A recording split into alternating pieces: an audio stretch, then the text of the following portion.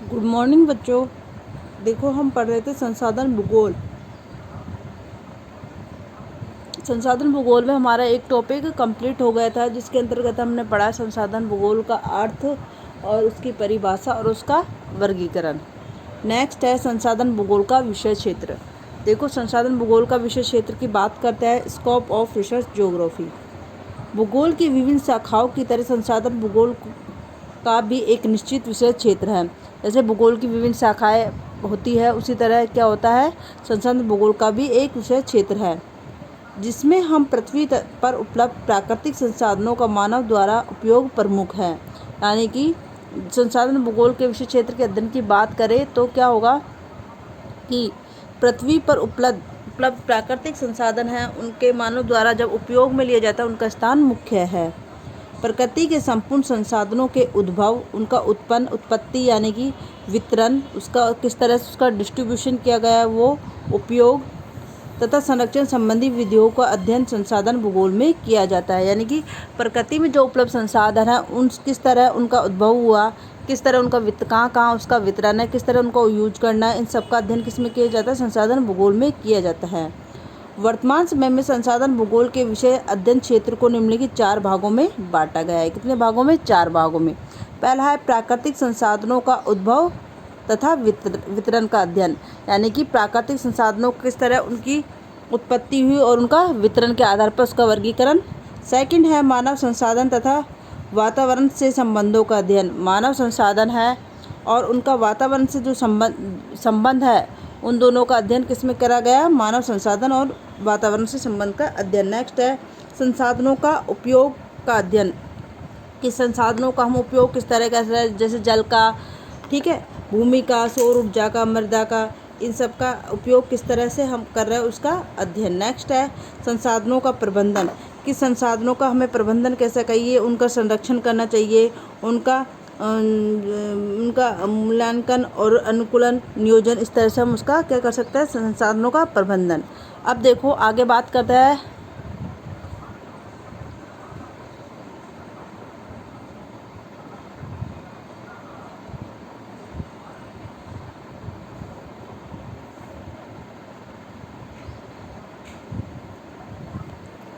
संसाधनों का विषय क्षेत्र। संसाधनों को 4 भागों में बांटा गया है, ऊपर बताया था जिस तरह से मैंने।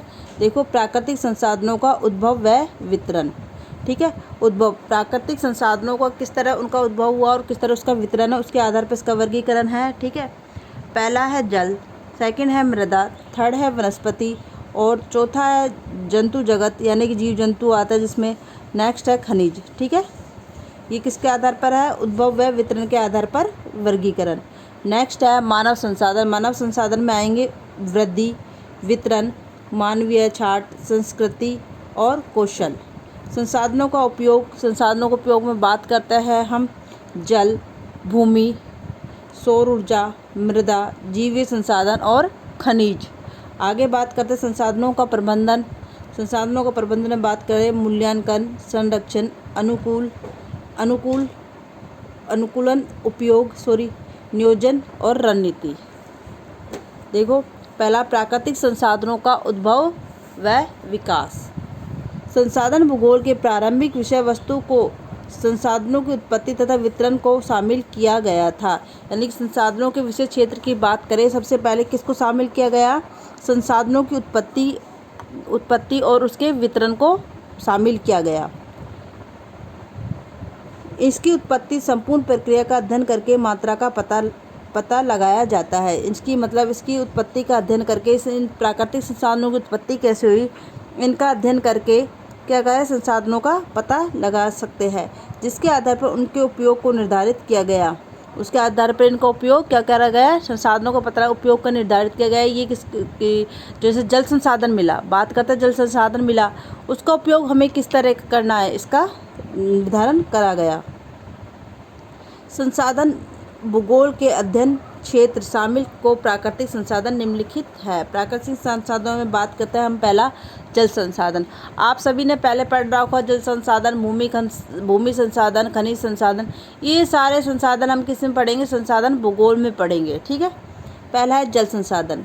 इसका वितरण पृथ्वी पर महासागरों के अलावा देखो महासागरों में तो अथाह जल मिलता है, उसके अलावा नदियों में, झीलों में, तालाबों में, ठीक है, इसमें भी जल मिलता है। भूमिगत जल जो में ज़मीन के अंदर आंतरिक भाग में मिलता है, जिसको हम कुएं द्वारा और ना समरसेबल द्वारा उसको निकाल सकते हैं।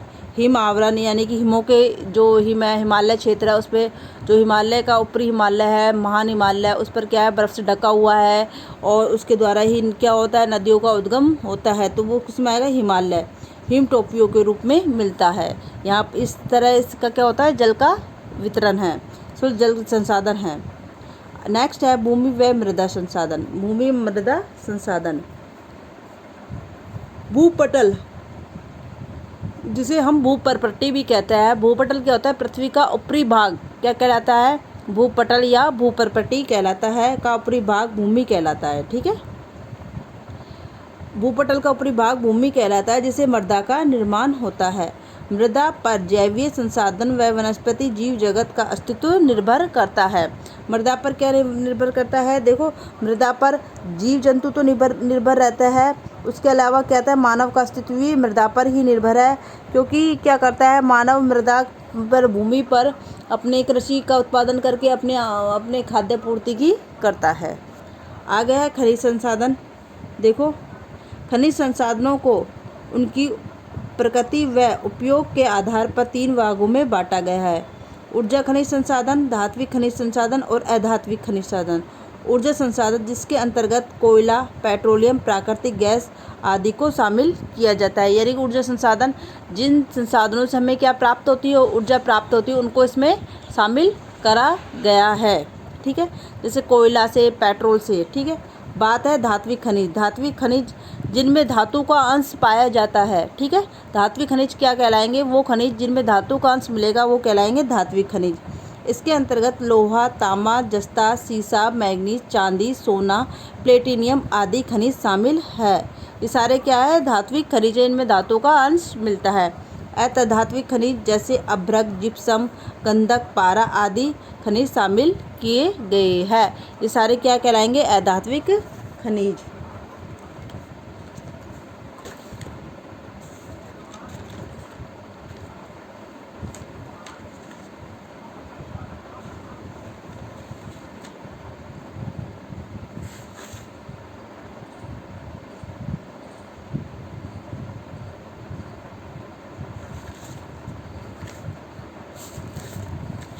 नेक्स्ट आगे बात करते हैं हम जीवीय संसाधन की।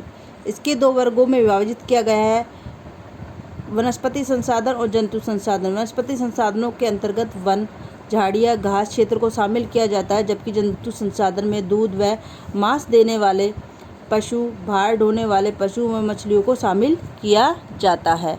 ये तो था हमारा प्राकृतिक संसाधन, जो आज की कक्षा में क्या हो गया है, कंप्लीट हो गया है। सेकंड था जो हमारा मानव संसाधन, जिसमें हम वृद्धि का और इसका अध्ययन करेंगे, वो हम कल की कक्षा में करेंगे।